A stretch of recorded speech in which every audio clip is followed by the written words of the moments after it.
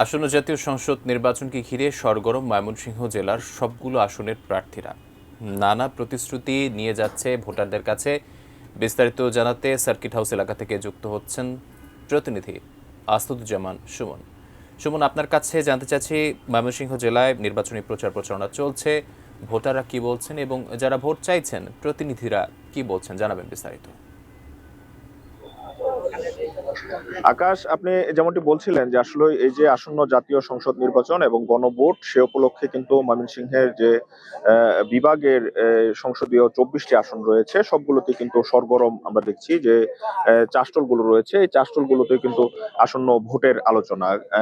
কাকে তাদের সেবক হিসাবে নির্বাচিত করবে, কাকে ভোট দিবে, কার কর্মকাণ্ড ভালো নয়, কাকে ভোট দিবে না, সেসব আলোচনায় কিন্তু আমরা দেখছি যে ময়মনসিংহের যে চাষটলগুলো পাড়া মহল্লায় সব জায়গায় কিন্তু চলছে।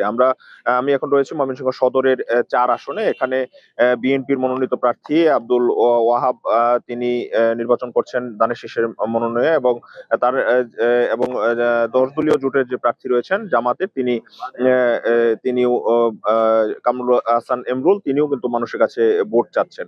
আগামীকাল ময়মনসিংহে কিন্তু বিএনপির যে ভারপ্রাপ্ত চেয়ারম্যান তারেক রহমান তিনি আসবেন, এসে ময়মনসিংহে যে বিএনপির নেতাকর্মীরা রয়েছেন সেই নেতাকর্মীদের উদ্দেশ্যে কিন্তু তিনি ভাষণ দিবেন, এবং আসন্ন যে জাতীয় সংসদ নির্বাচন রয়েছে সেই সংসদ নির্বাচনে বিএনপি কিভাবে ক্ষমতায় যেতে পারে, কিভাবে জনগণের ভোট প্রার্থনা করতে পারে সে বিষয়ে দিক নির্দেশনামূলক বক্তব্য দিবেন বলে এখানকার স্থানীয় বিএনপির নেতাকর্মী যারা রয়েছেন তারা আমাদেরকে বলছেন। আর একটি বিষয় আগে জানিয়ে রাখি যে ময়মনসিংহের যে 24টি সংসদীয় আসন রয়েছে, এই 24টি আসনের অধিকাংশ সংসদীয় আসনে কিন্তু আমরা দেখেছি যে বিএনপির বিদ্রোহী প্রার্থী রয়েছে, যারা বিএনপির রাজনীতির সাথে জড়িত ছিলেন, পদে ছিলেন, তারা বিএনপি থেকে সরে গিয়ে স্বতন্ত্র নির্বাচন করছেন। এসব বিষয়েও কিন্তু তারেক রহমানের যে আগমন সেটিও একটি সমাধান হবে বলে এখানকার যে স্থানীয় বিএনপি নেতাকর্মী রয়েছেন তারা প্রত্যাশা করছেন। সব মিলিয়ে ময়মনসিংহের পাড়া মহল্লায়, হাটে ঘাটে সব জায়গায় কিন্তু আসন্ন ভোটের বিষয়ে আলোচনা চলছে।